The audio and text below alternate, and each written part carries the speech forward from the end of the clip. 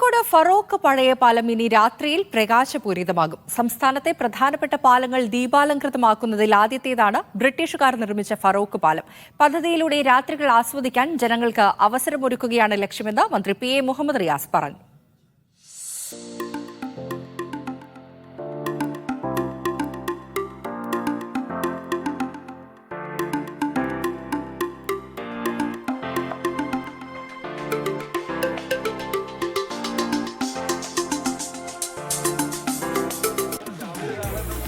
ഫറോക്ക് പഴയ ബ്രിഡ്ജ് എന്ന് പറയുന്നത് ഇനി പഴയതുപോലെയല്ല, അടിപൊളിയാണ്. ഈ കാണുന്നത് പോലെ ദീപാലംകൃതമാക്കിയിട്ടുണ്ട്. മന്ത്രി പി എ മുഹമ്മദ് റിയാസാണ് ഇപ്പോൾ എൻ്റെ കൂടെ ഉള്ളത്. അദ്ദേഹമാണ് അത് ഉദ്ഘാടനം ചെയ്യുകയും ചെയ്തത്. ഇതിപ്പം സംസ്ഥാനത്തെ എല്ലാ ബ്രിഡ്ജുകളും ഇതുപോലെയാണ്. എല്ലാ ബ്രിഡ്ജും ആക്കാൻ പറ്റില്ല. നമ്മുടെ സംസ്ഥാനത്തിൻ്റെ ഒരു പൊതുസ്ഥിതി അറിയാലോ. ഇത് ജനങ്ങൾക്ക് ഒത്തുകൂടാനുള്ള ഒരു ഇടം. ഇപ്പോൾ ഇടങ്ങൾ കുറവാണ്, കാരണം ജനസാന്ദ്രത കൂടുതലുള്ളൊരു സംസ്ഥാനമാണല്ലോ കേരളം. അപ്പോൾ ഇതുവരെയും കേരളത്തിൽ ബീച്ച് അല്ലെങ്കിൽ മറ്റ് മലയോരം അതുപോലുള്ള ഇടങ്ങളിലാണ് ടൂറിസ്റ്റ് ഡെസ്റ്റിനേഷൻ. ഇനി മുതൽ പാലങ്ങളും ടൂറിസ്റ്റ് കേന്ദ്രങ്ങളാണ്.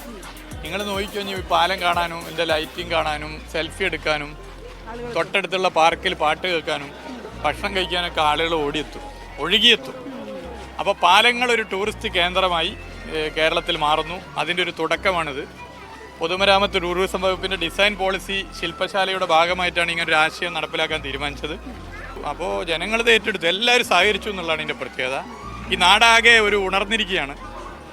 7 മണിക്കൊക്കെ പൂട്ടുന്ന കച്ചവട സ്ഥാപനങ്ങൾ ഇനി 10 മണിയും 11 മണിയിലൊക്കെ തുറക്കും. എത്ര പാലങ്ങളാണ് നമ്മൾ ഇതുപോലെ ചെയ്യാൻ ഉദ്ദേശിക്കുന്നത്? പാലങ്ങൾ നമ്മളിപ്പോൾ ഉദ്ദേശിക്കുന്നത് കുറേ പാലങ്ങൾ ലിസ്റ്റ് ചെയ്തിട്ടുണ്ട് കേരളത്തിൽ.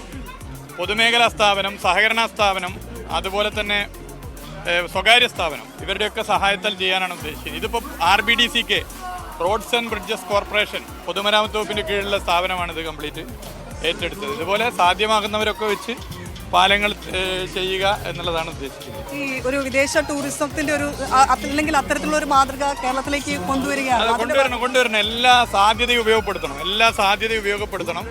ജനങ്ങൾ സന്തോഷിക്കണം. ജനങ്ങൾക്ക് ഒത്തുകൂടാൻ സ്ഥലം വേണം. ജോലി കഴിഞ്ഞൊരു സമയം കഴിഞ്ഞ് വീട്ടിലെത്തിയാൽ ഒരുമിച്ച് കുടുംബമായിട്ട് വന്ന് കാണാനുള്ള സ്ഥലം വേണം. അതിനൊപ്പം ഇവിടെ ഒരു അപകടം കുറയ്ക്കാനുള്ള മാർഗ്ഗങ്ങൾ അതൊക്കെ കൂടെ നമ്മൾ ടെക്നോളജി ഉപയോഗിച്ച് കുറേ കാര്യങ്ങൾ ചെയ്തു. ഇപ്പോൾ വയനാട് എഞ്ചിനീയറിംഗ് കോളേജിലെ വിദ്യാർത്ഥികൾ വലിയ വാഹനം വരുന്ന ഇവിടെ തട്ടുന്ന കുറേ കാലമായിട്ടുള്ള പ്രശ്നമാണ്. അത് പരിഹരിക്കാൻ അലാറം, റെഡ് ലൈറ്റൊക്കെ വന്നു.